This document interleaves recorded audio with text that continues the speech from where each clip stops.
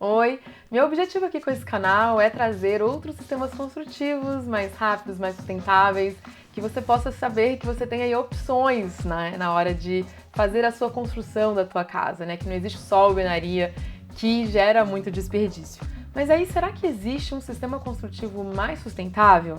Essa é uma dúvida que eu tenho, então eu chamei a Sami, da You Green, que é especialista no assunto, para bater um papo com a gente, para falar sobre isso. Qual o sistema construtivo mais sustentável? Existe isso? Ou qual a forma de construir mais sustentável? Se essa é a tua dúvida também, está no vídeo certo. Bem-vindo, bem-vinda!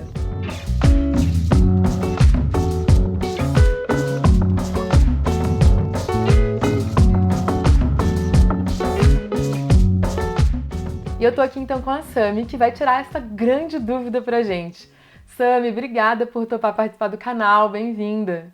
Nossa, é um prazer estar aqui e um dos assuntos que eu mais gosto de conversar é sobre sustentabilidade.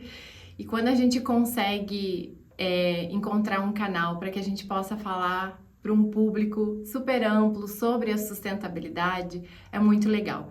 Desmistificar que isso é só para grandes empresas. A gente pode ir fazendo todo dia em casa também, a nossa sustentabilidade. Maravilha, tô cheia de dúvida aqui. Melhor coisa é encontrar alguém que entende do assunto, porque quando a gente, né, principalmente eu gosto muito de construções, sistemas construtivos que não geram tanto desperdício. Eu tenho encontrado muitos sistemas feitos em fábrica, né, para depois chegar no terreno praticamente pronto para não ter desperdício.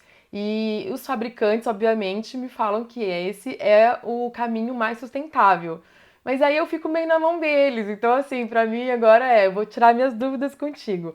Pra você, qual que é o sistema construtivo mais sustentável? Olha, existem algumas variáveis para a gente entender qual é o sistema mais sustentável. Lógico que um sistema que não gera resíduos, ponto, já é um sistema que começa lá em cima no nosso nível de sustentabilidade. Resíduos na construção civil, ele é um problema muito grande. A construção civil gera muitos resíduos a nível global. E a construção civil também geram várias emissões de gases de efeito estufa. Só o setor da construção civil, 40% de todas as emissões globais. Então, isso é um peso grande. Então, quando a gente começa a falar sobre sistemas, a gente já pensa materiais. O que é que esse material leva para, de fato, ele se tornar sustentável? Quando a gente está falando sobre sistemas construtivos, a gente quer reduzir desperdício e a gente quer reduzir que essas emissões se transformem em mais emissões ainda quando você vai processar esses resíduos, né? Ou esse acúmulo. Então, tudo isso já contabiliza ali como é que eu vou encontrar o sistema mais sustentável para mim. Então, essas fábricas que estão criando essas construções modulares, essas construções onde o resíduo é minimizado, já começa lá em cima. Uma outra questão que a gente tem que levar em conta é a regionalidade. Existem sistemas que são mais apropriados para um certo clima e outros que são mais apropriados para um clima mais frio ou um clima mais quente. Qual é a minha regionalidade? Então, entendendo isso, você entende a sustentabilidade, porque a edificação, ela tem que responder ao clima, senão ela não vai ser eficiente. Não importa se ela não gerou resíduo lá no início, mas de repente ela está gerando uma conta enorme, ela não é funcional para aquele clima. Ela é um sistema que acaba sendo forçado e aí você tem outros gastos, tem que embutir sistemas e aí se torna caro em outros aspectos da sustentabilidade. Então, olhar para a sustentabilidade, a chave é olhar de forma holística, né? Então, desde a seleção de materiais, esse ciclo de vida desse material, a regionalidade, o meu clima, como é que eu consigo unir tudo isso para que eu de fato tenha uma casa sustentável? Legal, então assim, não dá pra condenar a alvenaria. Dependendo do lugar do Brasil, não é um problema fazer uma casa de alvenaria, é isso. Não é. É exatamente isso. Dependendo de algumas regiões do Brasil, a alvenaria ela se comporta muito bem.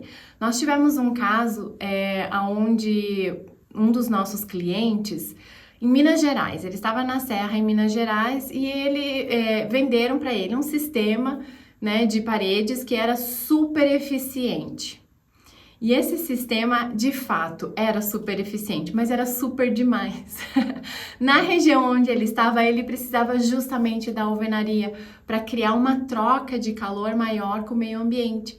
E aí a gente precisou fazer essa troca através das lajes, a gente, né, virou essa troca para ser vertical, ao invés de através das paredes. Então aí a troca aconteceu pelas lajes e pelo telhado, para que ele pudesse ter um certo nível de conforto, mas perdeu-se conforto por escolher um sistema construtivo que de fato não respondia ao clima daquela região, e ele foi vendido como super eficiente, sustentável. E o vendedor, ele não estava errado em alguns aspectos, mas ele estava errado em não considerar a regionalidade, não considerar o clima local. Então, tem lugares onde a gente vai ter materiais e sistemas que se comportam muito bem e eles são exatamente o que a gente precisa. E em alguns lugares a gente tem que entender que a alvenaria, ela não deve ser condenada. O que eu condeno, de um modo geral, é tentar generalizar que um material é apropriado e é o mais sustentável para tudo. Se a gente não considera todos os aspectos que envolvem a arquitetura, o material às vezes ele perde propósito, às vezes ele não é o mais sustentável para aquela pessoa, para aquela condição. Se você tem uma condição onde de repente você tem muita umidade, né? Às vezes um material ele não vai se comportar bem se ele é muito poroso. Aí você vai ter problemas com bolor, você vai ter outros problemas que vão desencadear. Então tem um critério para se desenvolver essa sustentabilidade dos materiais e dos métodos construtivos, que é justamente a gente começar aonde eu estou, com o que eu estou lidando, para que esse material responda em termos de performance, né? E é isso que vocês fazem na Ugreen? Explica um pouquinho como é que é o trabalho de vocês. Sim, é exatamente isso que a gente faz aqui na Ugreen. A Ugreen é uma empresa onde nós temos duas vertentes. A parte educacional, que é a Ugreen Treinamentos, onde nós temos cursos e diversas mentorias para arquitetos e engenheiros que têm interesse em entrar nesse mundo da sustentabilidade. E nós temos a vertente da consultoria, onde nós estamos analisando projetos do ponto de vista a questão eficiência energética, termoenergética, e do ponto de vista de materiais, descarbonização dessa construção civil, como é que a gente consegue reduzir tudo isso. E aí tem também a consultoria sobre a questão do bem-estar, onde a gente trabalha o design biofílico e a gente também trabalha alguns aspectos relacionados à saúde completa do ambiente, qualidade do ar, qualidade da iluminação, qualidade desse conforto de um modo geral, né, e acessibilidade. Então a gente faz esse trabalho com os arquitetos, às vezes faz com o cliente final, e também trabalhamos com empresas maiores, né? Essa é uma tendência, né? Por isso a importância de contratar um arquiteto e não fazer um esboço ali e pedir para alguém construir. Porque muita coisa, né, que tem que ser pensada antes da edificação.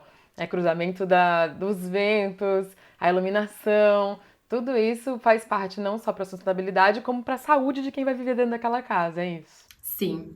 Aqui na Ugreen, o primeiro passo é a gente tentar fazer uma análise bioclimática. Esse é o primeiro passo. E por que eu disse tentar, né? A gente faz essa análise bioclimática, mas tentar com que ela seja o primeiro passo do projeto, porque ali ela já determina uma certa tipologia de materiais ou elimina certos métodos construtivos já nessa primeira fase. E com isso a gente consegue dar liberdade para o arquiteto criar com um direcionamento certo, sem medo de errar. Então ali a gente já determina a orientação da edificação, qual é a melhor fachada ali, ou o tamanho, proporção, janela, parede que fica melhor para esse local.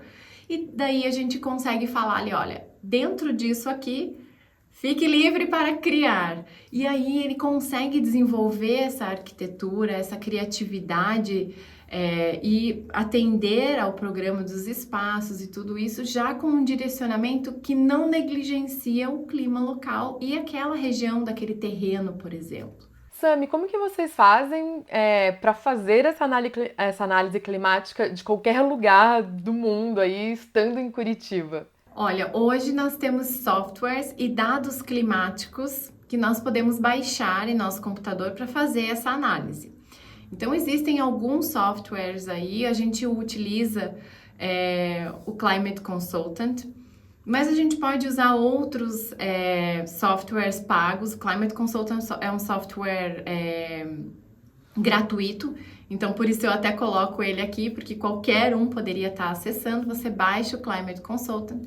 Dentro desse software, nós vamos ter os chamados EPWs, que são arquivos que trazem essa informação climática para que nós possamos fazer essa análise bioclimática.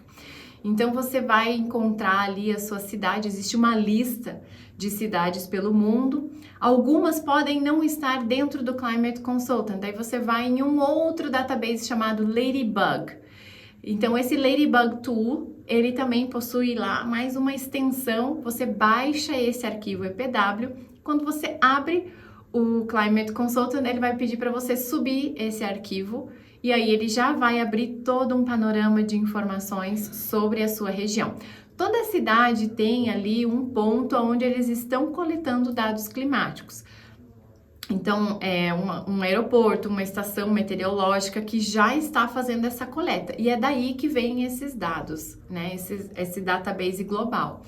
Algumas cidades pequenas do interior ainda não têm essa facilidade, mas você pode estar coletando algumas informações com a prefeitura da sua cidade. E aí, se você conseguir fazer pelo menos um panorama, lá numa folha Excel mesmo, com 3 anos, você já consegue ter uma boa ideia das estratégias climáticas que podem estar também sendo aplicadas na sua região.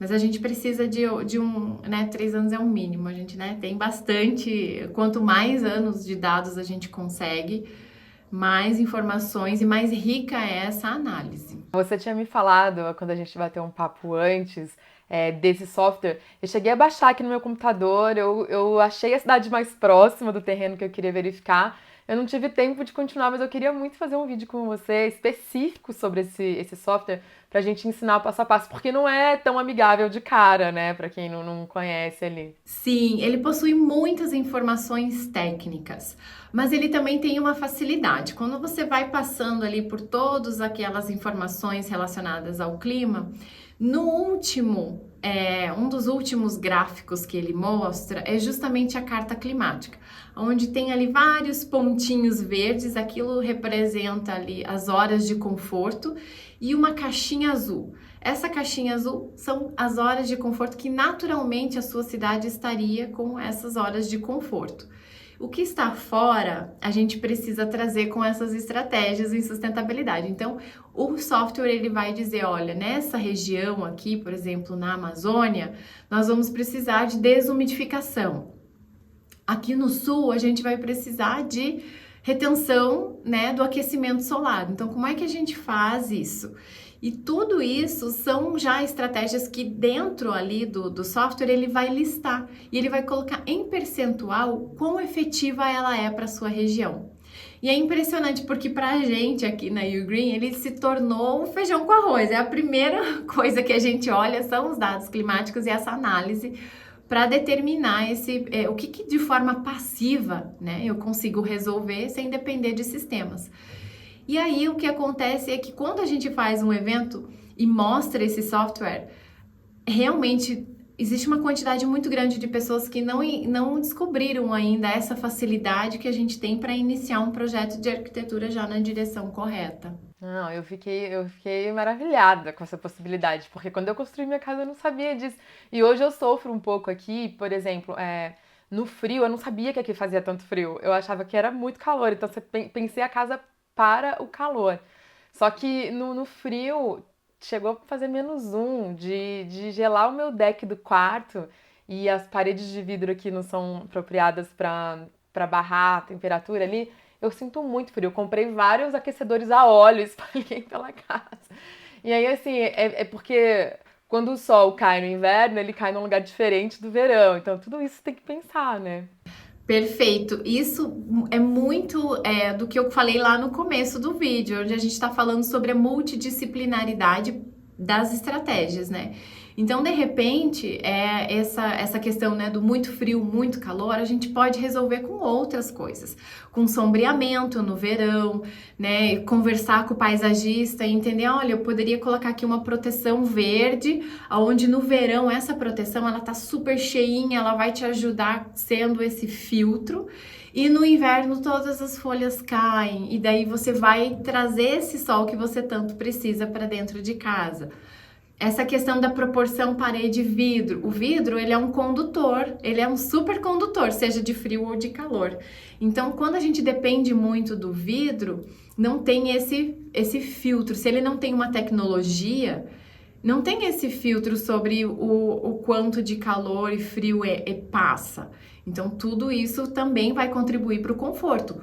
A quantidade de vidro que seria ideal para a sua região, para que você tenha, de repente, a vista que você quer do seu jardim sem comprometer o teu conforto térmico. Então, isso tudo a gente vai analisando no passo a passo. Sim, sim. E quanto mais tecnologia, mais caro tudo fica, né? Então é legal ter essa consultoria mesmo, é muito importante, porque muita coisa pode ser pensada sem ter um custo tão alto, né? Perfeito. As melhores oportunidades para um projeto de fato ser sustentável estão lá no começo. Então, essa análise bioclimática, ela traz muitas respostas que podem ser respondidas de forma passiva, onde eu troco ali um material, ou uma orientação, ou uma proporção da janela, e que a gente daí consegue resolver isso sem precisar comprar um vidro mais caro, ou comprar um material muito mais caro, que na verdade ele pode estar sendo erroneamente indicado como super eficiente.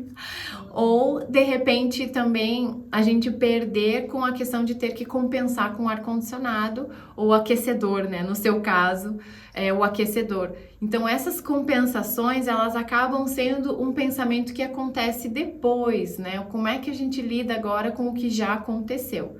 E por isso, essa análise bioclimática, ela já freia muito do desperdício também de orçamento.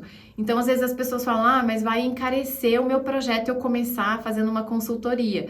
Só que não é bem encarecer, a gente está redirecionando um valor do seu orçamento, né? Uma coisa que a gente estaria trabalhando lá na frente, pagando em sistema ou pagando até em conta de energia elétrica, a gente está direcionando para o projeto para que isso não se torne algo que vai acontecer recorrente, né? Então, você paga um pouquinho a mais, sim, para ter uma consultoria, mas o teu projeto vai ter ali um nível de qualidade que vai te proporcionar economias, né? E saúde também, né? Porque quando você está num ambiente que não é saudável para você, a conta também chega através do médico, né?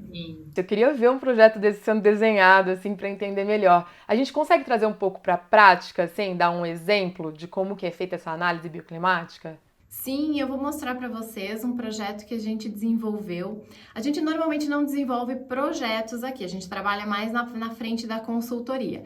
Esse foi um cliente que a gente conseguiu desenvolver, que é o showroom da Casa Guararapes. Eu vou estar ilustrando aqui para vocês esse relatório, onde nós temos esse início, né? Esse foi um projeto em que a gente pôde realizar todo o processo que nós consideramos ideal para se ter sustentabilidade dentro de uma edificação. Então, a gente desenvolveu a análise bioclimática desse projeto, a gente entendeu quais eram as fachadas que precisavam maior fechamento, onde a gente podia explorar bem a questão dos vidros, porque tem uma fachada que vai estar, o ideal, né, para eles era que essa fachada tivesse a vista da fábrica, porque é no mesmo terreno. Então, esse showroom é para receber os clientes que vão conhecer a fábrica, conhecem os processos que eles realizam ali, e com isso a gente tinha que, né, tentar conciliar. E aí a gente conseguiu, fazendo essa análise bioclimática, entendendo que eles queriam depender bem pouco de sistemas, eles não gostariam de ter um showroom que dependesse de ar-condicionado, que precisasse de fechar e abrir cortinas para controlar o sol. Então era uma abundância de iluminação e a visão da fábrica que eles queriam. E tudo isso, quando você faz a análise bioclimática dentro do software, a gente consegue determinar, consegue viabilizar, se precisar, como é que a gente vai proporcionar isso? É aumentando o telhado? Como é que a gente vai fazer? Então, todo o desenho do telhado, ele tem esse direcionamento vindo já lá do design da parte bioclimática que nós analisamos no início. Entender como que os materiais que a gente ia selecionar, quais eram os materiais que iam criar esse ambiente, quais eram os materiais que a gente ia utilizar para que de fato eles fossem proporcionar esse conforto que eles queriam. Que bacana! E quais foram os materiais que vocês usaram na edificação? A Guararapes, ela trabalha com painéis de madeira, então muito a gente utilizou era a madeira. Então a construção interna ela foi muito feita utilizando uma abundância de madeira que já estava sendo separada dos resíduos da fábrica para se transformar nesse showroom. Então, quando você olhar ele por dentro, ele tem uma abundância de madeira, mas por fora, por ser caçador em Santa Catarina, a gente pôde utilizar ali um método construtivo com os blocos de cimento. Nesse caso, foi adequado, né? O conforto, ele foi adequado para isso. O clima, né, permitiu isso. Então, foi utilizado bloco de cimento nesse caso. E aí, assim, para convidar as pessoas que estão assistindo aqui, né, vocês vão fazer um evento em São Paulo, no dia 25 de novembro agora, com várias palestras. E é voltada só para arquiteto ou qualquer um pode chegar? Como que é? O evento a gente fez pensando no arquiteto. No arquiteto, no construtor. Nós vamos falar sobre sustentabilidade e inovação.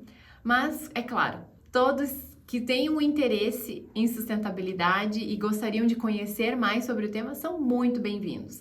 Nós vamos falar desde de estratégias que são mais consideradas rudimentar, como a taipa de pilão, mas que a gente consegue demonstrar o quanto ela se renovou e quanto ela está presente na construção civil hoje de uma forma muito moderna, com um impacto muito bom em relação ao material. Então a gente vai começar lá da taipa de pilão, a gente vai passar por paisagismo, a gente vai passar por sistemas, até a gente chegar diversos sistemas, né, construtivos, a questão da madeira, a responsabilidade sobre a madeira, como é que a gente, né, constrói com madeira sem prejudicar a construção e como é que a gente vai passando por esses diferentes métodos construtivos, quais são apropriados, quais não, desmistificar um pouco sobre esses materiais, chegando até na inovação realizada através dos softwares. Quais são as ferramentas que hoje nós temos à nossa disposição para trabalhar uma arquitetura mais sustentável, inteligente e eficiente, né? Porque ela precisa funcionar, mas ela também precisa, além de tudo, ter um direcionamento que não é aquela coisa pasteurizada, né? Entender o que cabe para cada um. Então, durante o Green Building Day, a gente vai estar desmistificando, trazendo muito conhecimento relacionado à sustentabilidade e vocês são muito bem-vindos. Muito legal. Eu vou deixar o link, então, na descrição desse vídeo, para quem tiver interesse aí em participar. Eu quero participar do evento e também fazer um vídeo aqui com o que eu aprendi sobre o evento, sobre, né, a construção sustentável. E a partir desse vídeo que a gente está falando, eu já estou pensando em vários outros conteúdos para eu conversar com você, mas tenho certeza que depois do evento também eu vou ter um monte de outros assuntos para tratar contigo. Então eu te convido aqui não só para fazer o próximo vídeo, que você já aceitou, hein? Vou cobrar sobre o software para ensinar as pessoas e também a gente pode fazer outros conteúdos juntas aqui. Topa? Já topei. Desmistificar a sustentabilidade, gente, é um prazer, porque eu quero muito que as pessoas entendam que às vezes ela não é difícil. Às vezes eu digo porque existem situações onde a gente já tem, né, uma construção ali, a gente tem que lidar com uma herança de coisas errôneas. Mas se a gente tem a possibilidade de começar de forma correta e criar todas essas análises, esse amparo, a gente tem muitas ferramentas hoje. Então, quanto mais a gente conseguir acelerar a sustentabilidade, mais feliz meu coração fica. Ai, o meu também, ótimo, que encontro maravilhoso. Obrigada, Sami, por participar do canal. Vamos fazer outros conteúdos juntas então. E até o evento, até dia 25, estarei lá. Muito obrigada pelo convite, Miriam. Prazer. Tchau, tchau. Eu espero que você também tenha curtido. Se você curtiu, deixa um like aí no vídeo e coloca no comentário o que você mais gostou do papo, se você ainda tem dúvidas, qual a tua dúvida. Isso pode me ajudar muito a pensar em novos conteúdos aqui no canal, combinado? E se você não é inscrito, se inscreve, por favor, e aciona o sino para você não perder os próximos vídeos. Até a próxima então, um beijo!